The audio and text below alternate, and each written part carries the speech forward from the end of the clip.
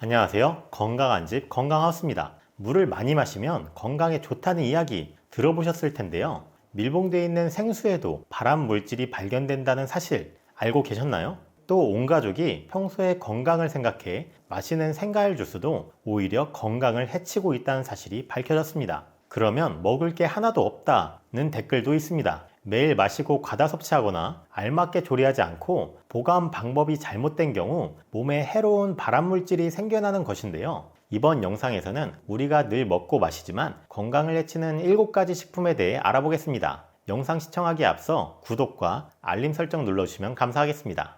첫 번째, 생수. 물은 우리 몸에 들어가는 모든 것 중에서 가장 중요한 물질입니다. 생수통에 담겨 밀봉돼 있다면 언제 어디서든 안전하게 먹을 수 있을 것만 같은데요. 하지만 밀봉돼 있는 생수에도 발암 물질이 발견된다는 사실 알고 계셨나요? 생수를 햇빛에 오랜 시간 방치하면 페트병의 재질인 플라스틱이 물에 녹아들어 색과 맛이 변하거나 악취가 나는 등 상하기 쉽고, 고온과 강한 자외선에 노출되는 야외 방치 생수를 마시게 될 경우에는 발암 물질인 포름알데히드, 아세트알데히드가 담겨 있을 수 있습니다. 감사원에서 점검한 편의점 마트 270여 곳 중 37%가 직사광선에 생수를 그대로 보관하고 있었는데요. 해당 생수를 수거한 후 유해물질 테스트 시 모두 최초에는 발암물질이 검출되지 않았으나 고온에 강한 자외선 상황으로 발암물질인 포름알데히드, 아세트알데히드, 안티몬이 검출되었습니다. 포름알데히드의 경우 주로 살균, 방부제에 사용되며 눈, 코, 목에 자극을 주고 호흡기 장애와 심한 천식 발작을 일으키는데요. 또한 폐에 염증 급성 중독 증상과 심할 경우 독성 폐기증으로 사망에 이를 수 있습니다. 아세트알데히드는 자율신경계통에 영향을 주며 구토, 과호흡, 기면, 혈관악장, 빈맥, 저혈압과 같은 증상을 유발하는데요. 세포나 DNA를 파괴하며 간세포와 뇌세포에도 손상을 입히는 물질이기에 각별히 주의해야 합니다. 그래서 생수를 구입할 경우엔 유통기한보다 제조일로부터 가까운 생수를 고르시고 외부에 생수를 보관하고 있지는 않은지 체크. 또한 인터넷 검색창에 환경부 먹는 물 검색하시어 최근 6년 내 수질 위반 업체도 확인하시면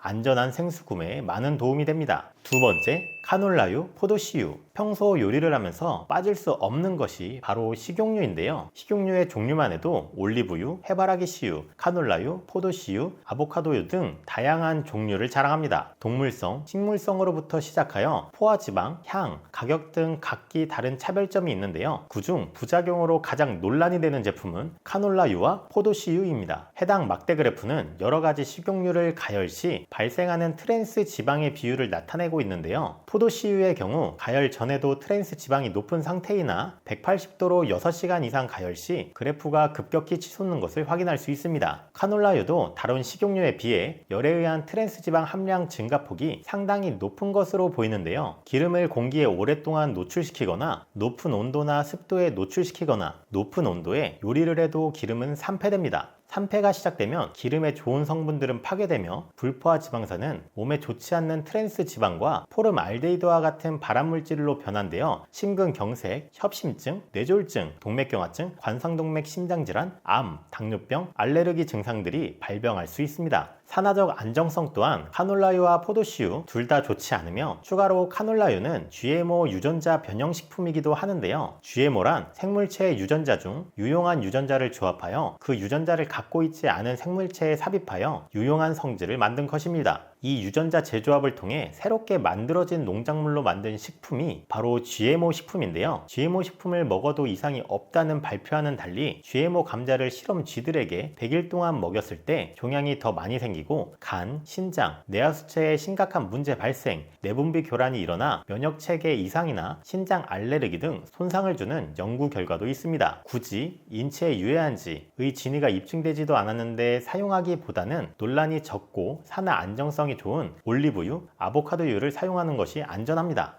세 번째, 생과일 주스. 평소에 건강을 위해서 마셔왔던 과일 주스가 오히려 건강을 해치고 있다는 것이 밝혀졌는데요. 에모리 대학과 코넬 대학교 연구팀은 약 5년간 64세의 남녀 13,440명을 대상으로 데이터를 수집한 결과 연구기간 동안 총 1,168명이 사망하였으며 그중 168명이 관상동맥 심장질환으로 사망했습니다. 분석에 따르면 과당 과일 주스로 일일 칼로리의 10% 이상을 섭취하는 사람들은 5% 이하를 섭취하는 사람들보다 치즈보다 관상동맥 심장병으로 사망할 위험이 44%더 높았으며 여러 원인으로 인한 조기 사망 위험은 14%더 높았는데요. 또한 하루 약 340ml의 주스를 마신 사람들은 그렇지 않은 사람들보다 조기 사망 위험이 24%더 높았습니다. 이러한 이유는 주스의 과당이 인슐린 저항성을 증가시키고 복부 비만을 유발하는 호르몬을 자극하기 때문이며, 인슐린 저항성이 높으면 인슐린이 너무 많이 생성되어 고혈압, 고지혈증, 심장병, 당뇨병과 같은 질병을 유발하기 때문입니다. 해당 연구팀은 과즙에 함유된 당분은 천연, 인공첨과 상관없이 인체에 영향을 끼치며 비타민, 식이섬유 등의 좋은 성분을 보충할 수는 있겠으나 효과가 크지 않기 때문에 섭취량을 제한해야 한다고 밝혔습니다. 따라서 과일 주스보다는 본 과일을 그대로 섭취하는 것이 좋습니다.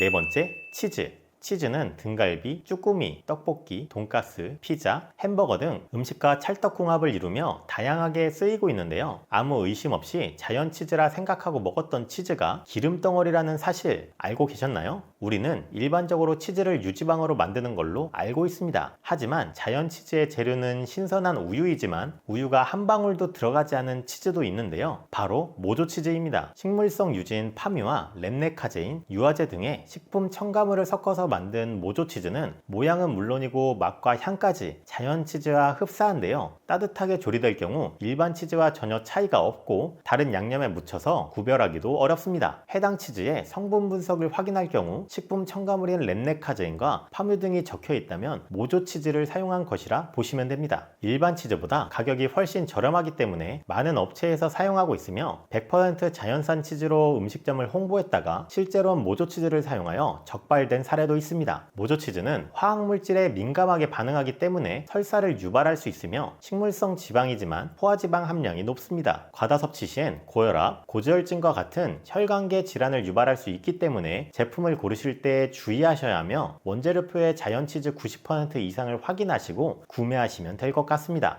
다섯 번째, 가공육. 어릴 적 도시락을 싸가지고 다닐 때 햄이 없으면 먹을 게 없는 것처럼 느껴졌는데요. 햄이나 소시지가 있고 거기에 케첩까지 뿌려져 있어야 비로소 도시락이 완성된 것 같았습니다. 하지만 이런 가공육들이 발암물질이라고 합니다. 2015년 세계보건기구는 가공육을 담배 연기와 같은 1군 발암물질로 분류했는데요. 국제암연구소는 가공육의 섭취와 암 발생 연구 결과를 종합한 결과 가공육은 대장암 발병 위험을 악화시킬 수 있다는 근거를 내세우며 1군 발암물질로 선정하였습니다. 가공육에는 고기의 색, 지방, 그리고 보존을 위한 아질산 나트륨이라는 성분이 들어가는데, 이러한 성분은 단백질 속 아민이란 성분과 만나 니트로사민이라는 강력한 발암물질이 만들어지게 됩니다. 그렇기 때문에 가공육을 섭취하는 것만으로 대장암 발병 위험이 통계적으로 높지는 않으나 고기 섭취량에 따라 위험도가 늘어나는 형태입니다. 매일 50g의 가공육을 먹으면 대장암, 직장암에 걸릴 위험이 18%나 증가된다고 합니다. 햄이나 소시지 등 가공육을 1군 발암물질이라고는 하나 무조건 섭취하면 안 되는 것은 아니며, 중요한 것은 섭취량과 횟수입니다. 그리고 애초에 지나치게 가공육을 섭취할 경우 암 발생 확률을 생각하지 않더라도 심혈관 질환이나 비만 등의 원인이 될 수 있기 때문에 잦은 섭취는 지양하는 것이 바람직할 것 같습니다. 여섯 번째, 헛개나무차. 헛개나무차는 알코올 분해 효과를 가지고 있어 음주 전후 드실 경우 숙취 해소에 매우 좋은데요. 헛개나무에는 암페롭신과 호베니틴스 성분이 함유되어 있기 때문에 알코올로 인한 간 손상에 매우 효과적입니다. 류마티스 관절염, 근육통, 변비, 소화기능, 피로회복, 황달 등에도 탁월한 효능을 자랑하는데요. 하지만 이러한 헛개나무에도 주의해야 할 점과 부작용이 있습니다. 이미 간 질환이 있거나 간 수치가 높은 사람은 헛개나무차를 피하는 게 좋습니다. 실제 서울 아산병원 연구팀이 15년간 급성 독성 간염 관련 급성 간부전으로 간 이식 수술을 받은 환자들을 분석한 결과 헛개나무가 주요 원인 중 하나로 확인되기도 했는데요. 건강을 위해 헛개나무즙을 챙겨 먹는 사람도 많은데 이 역시 간이 안 좋은 사람에게는 부담이 될 수 있어 주의해야 합니다. 또한 대부분 차는 카페인을 함유하고 있으며 커피보다는 적은 수준이지만 물처럼 자주 마시면 적정 섭취량을 넘을 수 있습니다. 1일 카페인 섭취 권고량은 성인 기준 400mg 이하이며 과도한 카페인 섭취는 여러 부작용을 일으킵니다.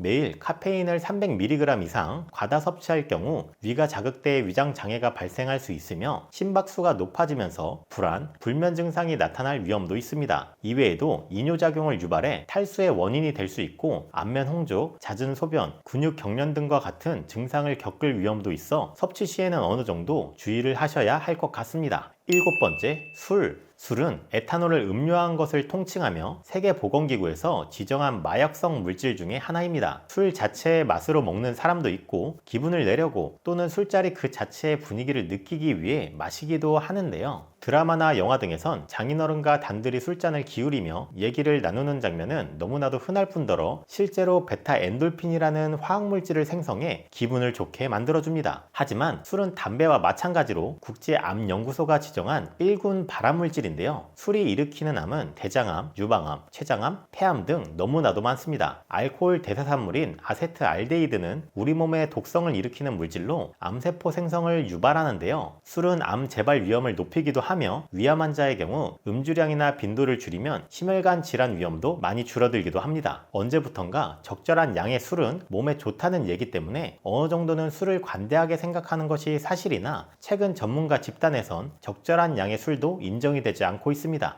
2016년 유럽연합의 암 예방 권고에서 모든 유형의 알코올 섭취를 제한해야 하며 술을 마시지 않는 것이 암 예방에 더 좋다고 밝혔으며 2017년 미국 임상종양학회에서는 하루 한두 잔의 술도 암의 위험을 증가시킬 수 있다는 연구 결과가 나왔는데요. 최근 개정된 한국 암 예방 지침도 소량이라도 알코올을 피할 것을 권장하고 있습니다. 본인의 건강, 가정의 평화를 위해 피할 수 있다면 피하고 꼭 마셔야 한다면 어느 정도 건강에 무리되지 않는 선까지 조절하며 드시길 권장드립니다. 이번 시간에는 우리가 늘 먹고 마시지만 건강을 해치는 7가지 식품에 대해 알아보았는데요. 오늘 영상을 시청해주신 분께선 더욱 현명하고 건강하고 맛있는 식탁을 만들 수 있을 거라 생각합니다. 이번에 준비한 영상은 여기까지입니다. 내용이 도움이 되셨다면 구독과 알림 설정 부탁드리며 끝까지 시청해 주셔서 감사합니다.